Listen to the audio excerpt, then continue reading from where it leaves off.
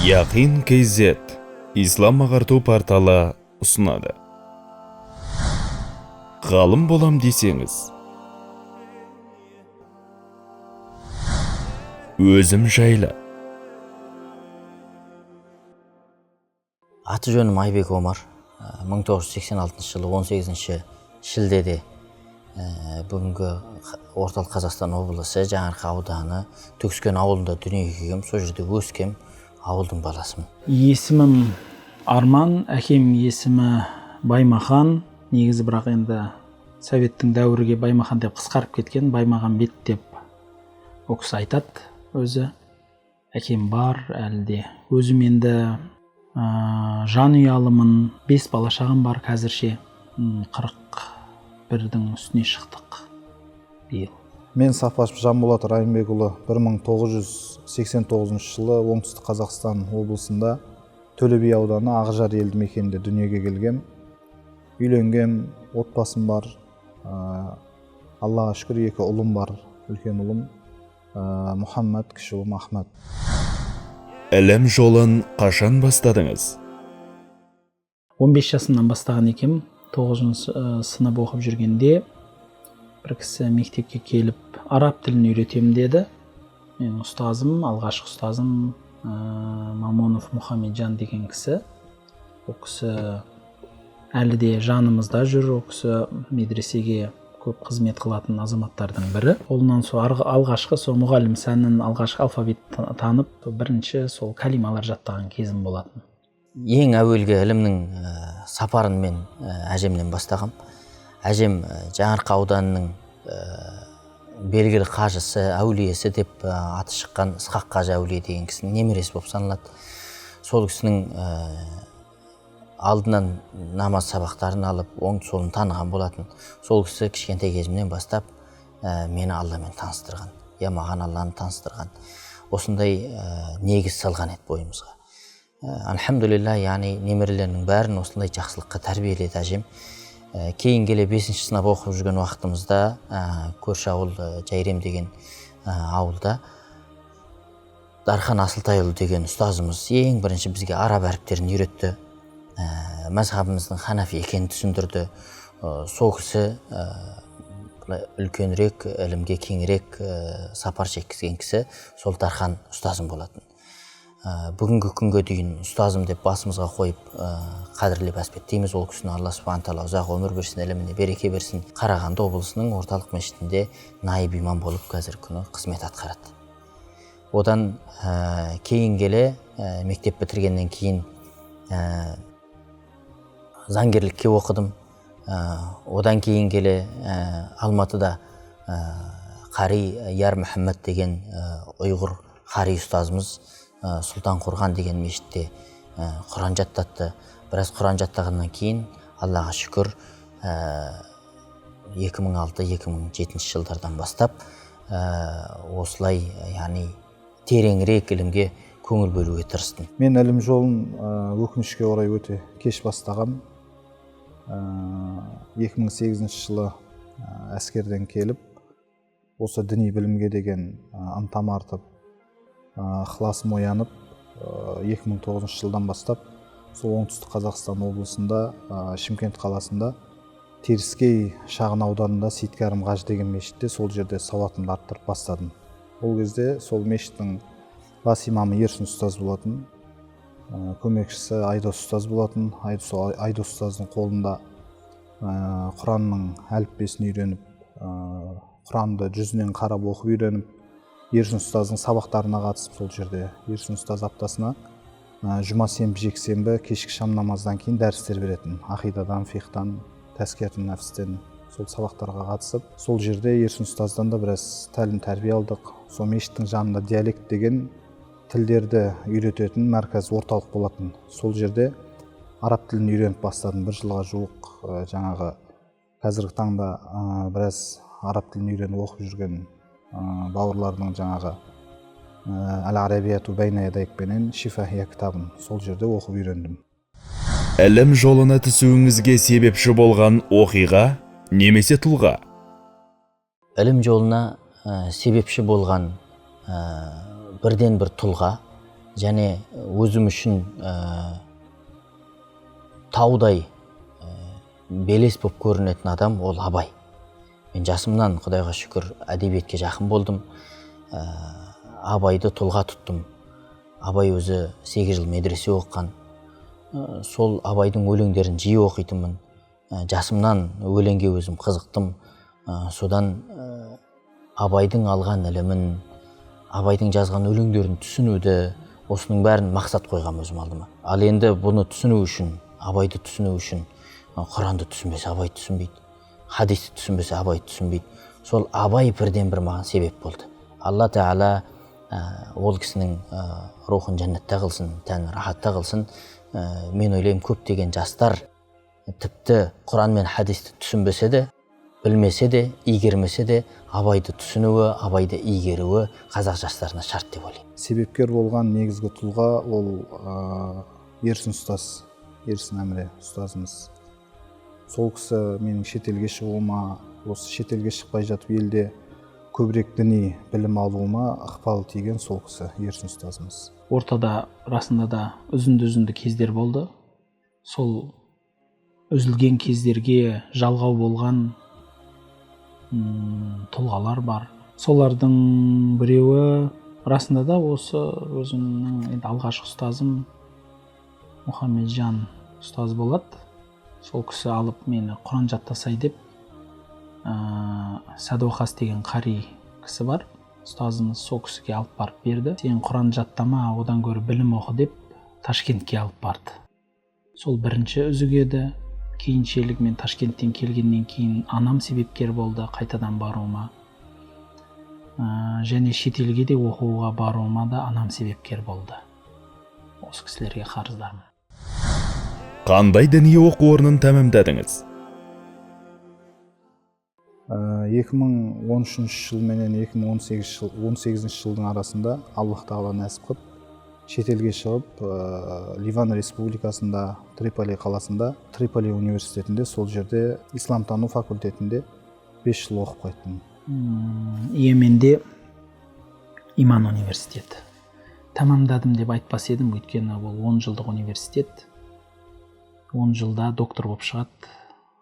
Ондай қылып жетуге жағдайымыз болмады. Жағдай дегенде анам дүниеден өткендігі үшін мен оқуымды магистратурадан қайтуыма тура келді. Менің тамамдаған оқу орным Оңтүстік Африка мемлекетінде Йоханнесбург деген қала бар. Сол жерде Ленейжия деген мұсылмандардың шоғырланған бір кішкентай қалашығында 75 мемлекеттен бала оқып жатқан 1000 шәкіртке арналған Дарул Улум Закария деген медресені аяқтағам.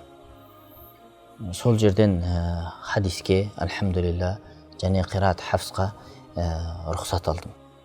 Сихах ситта дейміз, бүгін күні 6 кітап. Жаңағы Бұхари, Муслим, Абу Дауд, Тирмизи, Насаи, Ибн Мажа. Осы кітаптардың хадистеріне ривайет етуге рұқсатты берген жер осы жер.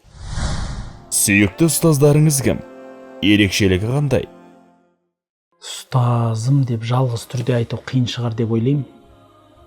Егер дін жолындағы ұстаз деп айтсақ, онда әр діннің саласында үлкен мамандарды көргенмін. Мысалы, фиқхта өзім жақсы көретін ұстазым шейх Абдул-Карим Зайдан деген кісі дүниелік болып кетті. Жандағы жолдастары оны осы заманның мұштахид ғалымдарының бірі деп те айтатын.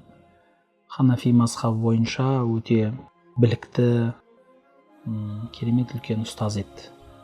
Ол кісі туралы тағы да бір әсем бір сөз бар. Мысалы, Ибн Баз деген муфти өткен Меккеде.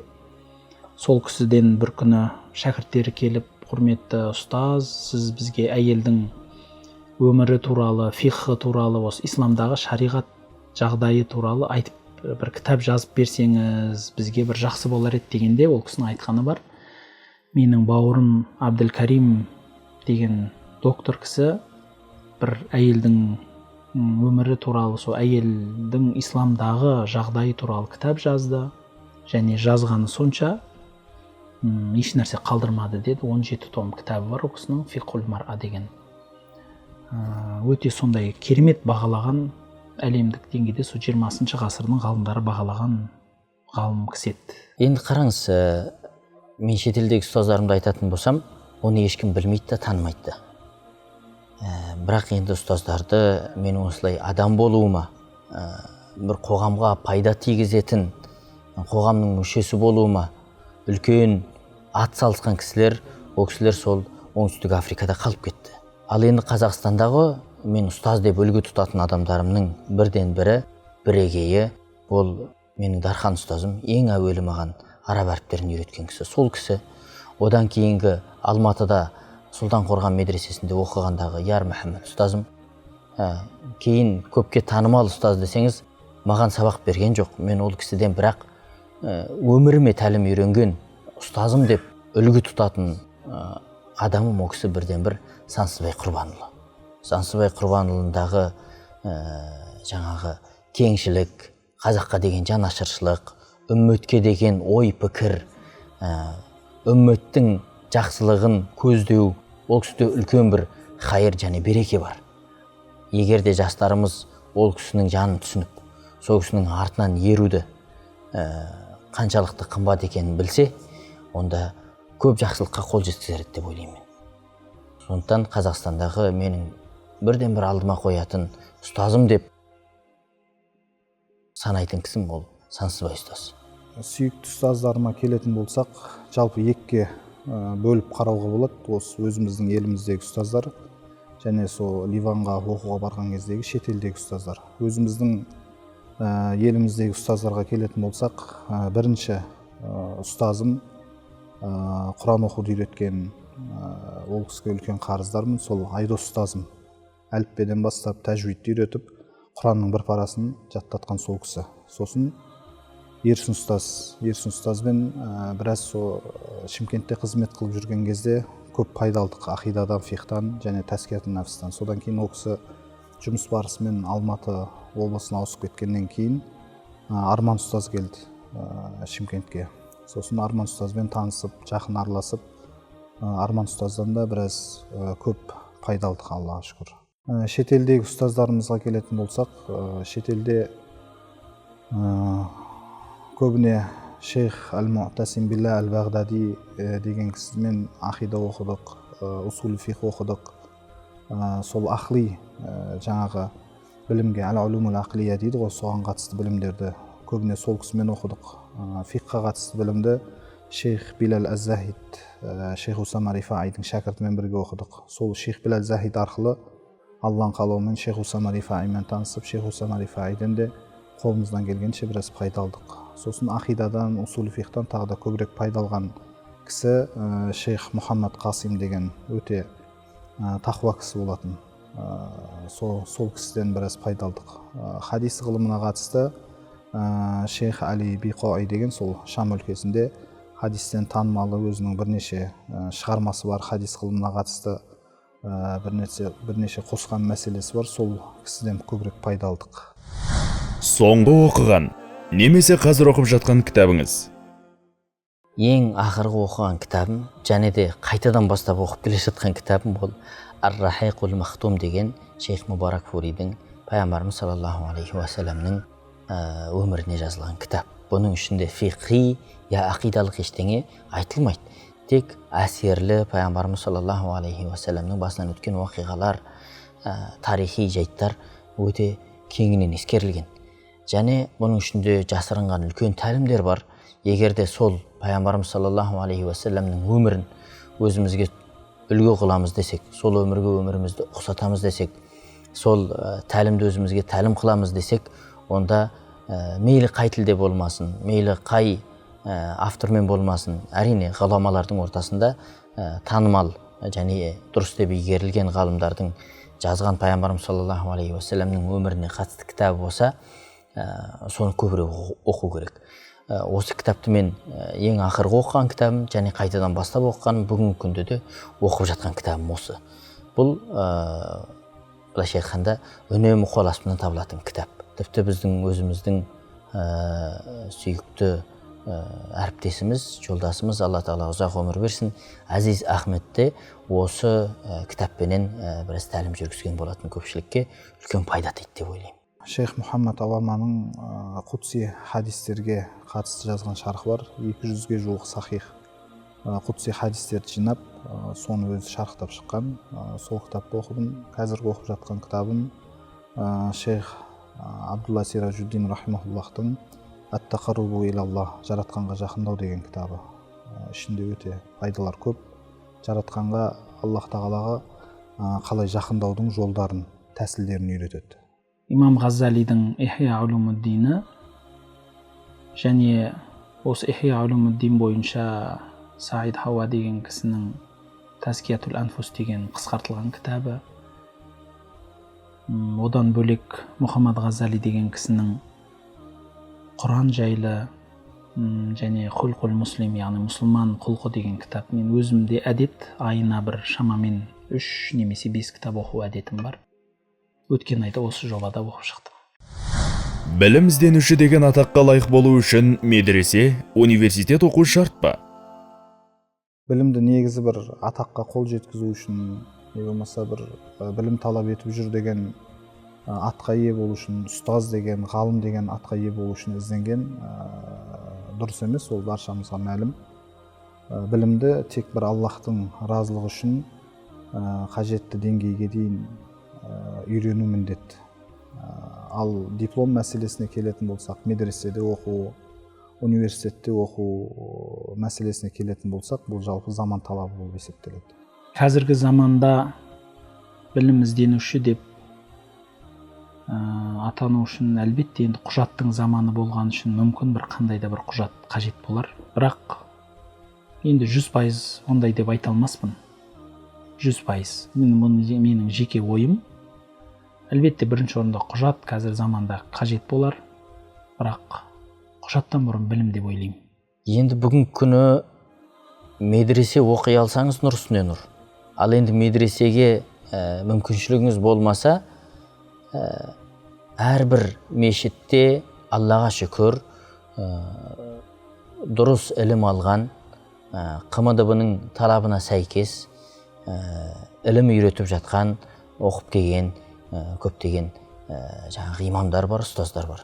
Солардан егерде тәлім алып тәрбие көретін болсақ, біз де ілім үйренуші деген, шәкірт деген атаққа қала аламыз. Өйткені пайғамбарымыз саллаллаху алейхи уассалам 4 адамның бірі бол, 5-шісі болма дейді. Сұрағыңыз өте орынды. Пайғамбарымыз саллаллаху алейхи уассалам не деп айтады? Болсаң ғалым бол дейді. Бола алмасаң оның шәкірті бол дейді. Тіпті ол бола алмасаң оларға қызметші бол дейді. Тіпті ол бола алмасаң оларды жақсы көр дейді. Ал 5-шісі болма дейді. Сондықтан әрине ғалым болмасаң да шәкірті болғанға не жетсін? Діни білім үйренудің өзге білімдерден артықшылығы қандай? Адамның өміріндегі тепе-теңдік дейміз бе, тәтті сезімі, дәмін сезіну үшін, тепе-теңдікті сезіну үшін адамға қазіргі замандағы болсын, философтарымыз болсын, бір 3 нәрсе қажет деп айтады. Біріншісі рухы, ақылы, санасы яғни, және үшіншісі денесі. Қазіргі кездерде біреулер спортпен айналысып денесін дамытады, бірақ онымен бақыт таба алмайды кейде. Біреулер өзінің ақылы мен спортты қосып дамытады. Немесе ақыл деген не ол? Мысалы қазіргі замандағы жұрттың оқып жатқан білімі, ғылымы, немесе тренингтер әртүрлі. Бұның барлығы әлбетте ақылды, өмірге деген көзқарасты сол дамытады. Бірақ руханият деген де бар. Адам рухын дамытпай бақытына жетпейді деп ойлаймын. Сол үшін рухани ғылым білім бұл адамның бұл өмірге неге келгенін, қайда баратынын және өте жүрегіне қажет болған дүние. Сол үшін адамға өте қажет ғылым білімнің ішіндегі ең алғашқы, мысалы 5 немесе 3 ғылым десе, сол 3-еудің немесе 5-еудің бірі алғашқысы болмаса да. Діни білім үйренуді пайғамбарымыз саллаллаху алейхи уассалам сондай мақтады, кім ілім жолында жүретін болса, ол жәннатқа жүрді деген. Жәннат тарапына аяқ басты деген. Сондықтан ілім жолына шыққан адамның аяғының астына періштелер қанатын жаяды деген. Осының бәрі ілімнің жолы өте артық жол екенін, және оған ешбір сәйкес келетін жол жоқ екенін көрсетеді. Ілімнің жолы әлде қайда жоғары жол. Діни білімді өзге білімдерден үйренудің артықшылығы өте жоғары. Себебі мынандай бір керемет сөз бар арабтарда: ғалымдардың арасында шарафул илм би шарафил маълум дейді. Білімнің шарафаты ол мағлұматымен бірге болады дейді. Бұл діни білімді үйрену, ол адам ақиретке қатысты. Діни білімді үйренуменен адам Алланы таниды, жаратқан жаппар иесін таниды. Пайғамбарымыз саллаллаху алейхи уассалам таниды, ақиретке қатысы бар істерді үйренеді. Сол себепті бұл діни білім ол жоғары тұрады. Пайғамбарымыз саллаллаху алейхи уассаламның өзі әл-уляма уарасатул анбия, ғалымдар пайғамбарлардың мирасқоры деп кеткен. Түсінген адамға осы хадистің өзі жеткілікті. Пайғамбарымыз саллаллаху алейхи уассаламға ондай адам мирасқор болады. Әрбір мұсылман білуі тиіс қандай білімдер бар? Әрбір мұсылман білуге тиіс ол мұсылманның 40 парызы. Және кімде кім қай салада болса сол саланың ілімін меңгеруі міндетті түрде керек. Имаммен барып кеңессін тіпті. Полицейский болып жұмыс істейтін болса, полицияның шарттары қандай болу керек, шариғатта қандай нәрсеге сәйкес болу керек. Сол нәрселерді имамнан сұрасын. Дәрігер болса, дәрігерлікте қандай жауапкершіліктер бар, соны имамнан сұрасын. Мұғалім болатын болса, мұғалімдіктің шарттары қандай, сауда-саттықпен айналысатын болса, сауда-саттықтың шарттары қандай, осы нәрселерді жергілікті имамынан барып, әрі қызмет, әрі сауап болуын көздейтін болса, ақиреттік мақсатын, онда ол адам осы өзінің саласы жайында барып имаммен кеңесіп, осы нәрселердің жаңағы шарттарын білуі өте керек нәрсе. Өйткені біз барлығымыз молда болып, я болмаса ғалым болып мешітте отыра алмаймыз ғой. Біз өз саламызда жүріп, Алланы разы қылуды үйренуіміз керек.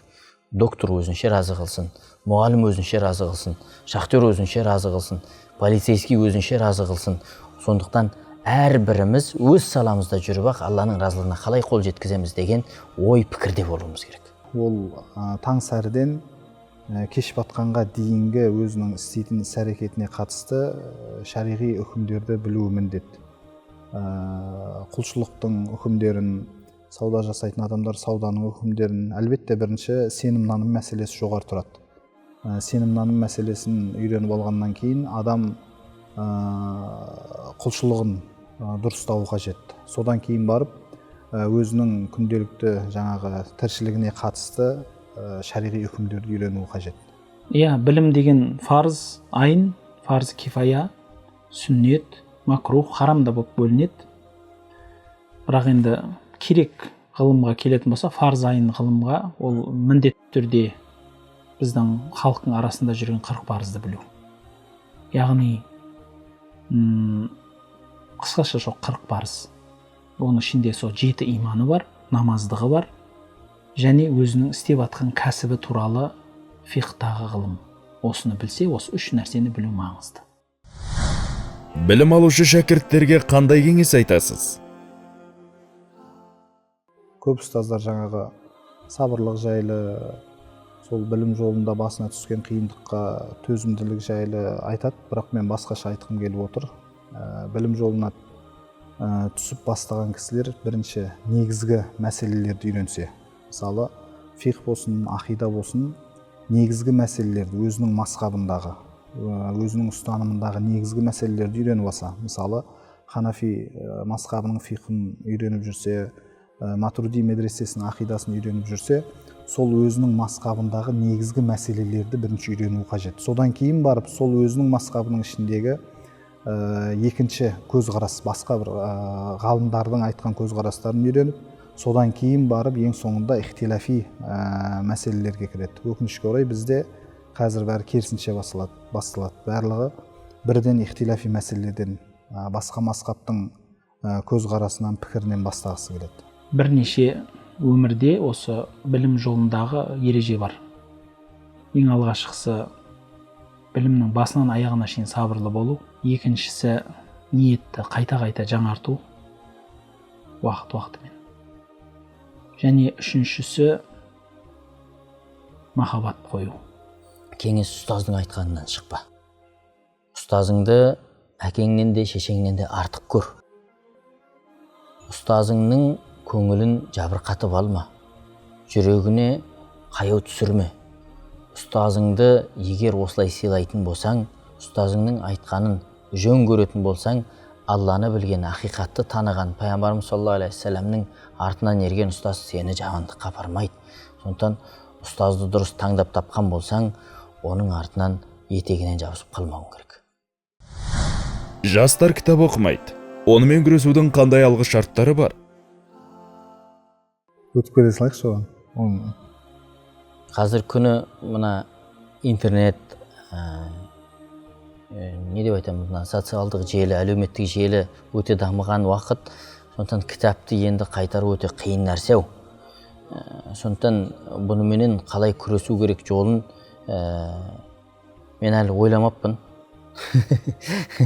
Бұл сұрақты қоймай қой. Иә, сондай бір замандар келді біздің елге. Мынау көрші халықтардан көп көреміз. Байқайсыздар ма, мынау орыс халқын біреулер жамандап жатады. Бірақ байқасаңыз, оларда әлі де кітап оқу деген нәрсе бар. Кітапты тыңдау, кітапты оқу деген нәрсе бар. Ал бізде осы нәрсе ақсап бара жатыр. Оған жәрдем беретін нәрсе мүмкін қазіргі біздің жастардың жаңа бір дәуірге соған деген сұранысын қайта арттыру шығар. Кітаптың маңыздылығы және ғылым білімге деген махаббат және оған деген мұқтаждықты сезу деп ойлаймын. Осы нәрсе адамды кітапқа махаббат қойдыртады. Діни білім алып жүрген шағыңызда басыңыздан өткен қандай қызықты оқиғайсыңызде? Негізі діни білім алуды бастағаннан еліме қайта оралғанға дейінгі өткен уақыттың барлығы қызыққа толы. Бұл бір ғажап өмір еді. Сол ілімнің арасында жүрген уақытта бір бөлмеде свет жанып тұрғандай. Ал енді сол ілімнен қайтып еліме келген уақытта свет сөндіріп тастағандай. Ғажап болды. Соның ішіндегі бір кереметі, бір күні бір сапарға шығу керек болды маған. Оған виза керек еді, билет керек еді, барғаннан кейін жататын жер керек еді, ішетін қорек керек еді, жейтін қорек керек еді. Соның барлығын қалай шешем деп әуре болып жүрген уақытымда шейхіміздің мәжілісінен «Ла хаула ва ла қувата илля биллах» деген сөз бұл Алланың қазыналарынан бір қазына екенін, жәннаттың қазыналарынан бір қазына екенін, бұл аршының астындағы бір қазына екенін естіп, соған амал қылдым. Әрине кейін келе бұны хадис кітаптарынан да дұрыс риуаяттарменен өз көзіміз көрді. Сол уақытта бірінші курс қана бітірген уақытым болатын. Содан осы «Ла хаула ва ла қувата илля биллах» сондай амал қылдым. Алла Тағала барлық қажетімді шешіп, үлкен бір рахметіне алды. Сол уақыттағы көрген рахатым, жүрегімнің алған ләззаты ол ешқашан ұмытылмайды. Ташкентте оқып жүрміз. Фих оқып жатқан кезімізде бір ұстазым бар. Мұхтасар Виқая деген кітапты жаттап атқан кезім екен. Тағамдар бабына, сол жердегі адал арам баптарына келгенде Ханафи мазхабында суда не нәрсе туылса, сол нәрсенің еті адал деген үкім шыққан. Яғни суда не нәрсе туылса, сол нәрсенің еті де адал болады. Мысалы, балық адал. Судың ішінде туылған жануарлардың көпшілігі Ханафи мазхабының, мысалы, креветкасы болсын, тіпті акуласы болсын, тіпті кит болсын, адал болып келеді. Бірақ соның бір қызық жерінде көңіліңіз тартса ғой, әлбетте оны жей аласыз. Біз енді ұстазымыздан сұрадық. Құрбақаның екі түрі болады, көлбақасы болады, құрбақасы болады. Құрбақа деген енді жаңағы дегенді құрлықта көп жүреді, көлбақа деген алаңсыз суда жүреді. Ол құрлыққа аздап шығады. Ол қос мекенді жануар, бірақ міндетті түрде суға сүңгіп кетеді. Ол суда туылады, суда жүреді, алаңсыз судың жануары. Тек жаңағы судан анда-санда шығыңқыраған болмаса, сусыз жерде ол өмір сүре алмайды деп. Онда ол құрбақаны жесеңдер болады деді. Содан әзіл ма балдарға мен өзімнің тамақ істейтін кезегім келген, судың жағасынан бірнеше құрбақаны алып келіп, палауға қуырып бергенім есімде. Жігіттер жеп алды, бұл қандай тауықтың дәмі деп. Сонан соң ал мәселе талас болды арамызда, сен бұны қайықтан шығардың деп. Сондай бір қызық дәуірлер болған енді. Бір нәрсені естіп алсаң, бірден амал қыла салайыншы осыны деп жұртқа бір құрбақа жегізген кезім болған екен. Оқуға алғашқы барған кезіміз араб тілді үйреніп жүрік. Сосын жаңағы сонымен қатар университеттің жаңағы араб тілімен бірге университеттің сыртында мешіттерге сабақтарға барамыз таң намазында. Сол бір мешітке шейх Абу Жихад деген кісіге Құран жаттауға барып жүрдік. Өзі негізі милиция кісі ол. Ол жақта ол милициялардың Құран жаттауы, ижаза алуы, ижаза беруі, ол былайша айтқан кезде қалыпты жағдай. Қарылар, Құран жаттаған, ижаза алған кісілер көп өте. Сол шейх Абу Жихадқа жаңа қазақ жігіттер жиналып Құран тапсыруға барып жүріп, таң намазда аптасына 5 күн, жұма, жексенбі күн демалады. Ол кісі арабтарда жалпы ол жақта ол өлкеде таң намаз ерте болады, 3:30-4-терде болады. Ол кісінің жұмысы 8-де, 8-15-ке дейін сол жерде мешітте таң намаздан бастап, күніге аптасына 5 күн Құран жаттатады сол жерде отырып. Сонымен бір күні барлығымыз бардық, қазақтар. Шейх Абу Жихадты өзінің командирі, бастығы алып кетуге кепті. Сонымен ол кісі қызық көріп, біз мына шетелден келген шәкірттерім деп командирмен таныстыруға алып шығады ғой сыртқа. Сонымен арамыздағы бір бауырымыз бар. Барлығымыз енді арабшаны жарытпаймыз, қарқып сөйлемейміз. Сол бауырымыз келеді да, әлгі жаңа шейхтің командирінің қолын ұстайды да, инни ухиббука филлайл дейді ғой. Арабтарда инни ухиббука филла деген сөз бар. Мен сені Алла үшін, филла Алла үшін жақсы көрем деген да, мен сені Алла үшін. Сол сөзді айтам деп келеді да, қолынан ұстап, инни ухиббука филлайл деп, филла менен филлайлды ауыстырып жібереді ғой. Филлайл деген түнде деген да. Ана командирге келеді да, мен сені түнде жақсы көрем деп айтып жібереді ғой арабшалап. Сонымен ана командир енді түсінбей қалады ана жерде. Шейх түсініп қояды, біз біледі ғой енді арабша жөнді сөйлей алмайтынымызды. Шейх біраз жымиып күліп кеп командирге түсіндіріп, сонымен сол жерде ары қарай бәрі жақсы болып кетеді ғой. Келесі бөлімде қандай ұстазбен сұхбаттасқанымызды қалайсыз? Есімін пікірге жазып кетіңіз. Егер біздің жаңа жобамыз сізге ұнаса, лайк басып достарыңызбен бөлісулеріңізді сұраймыз.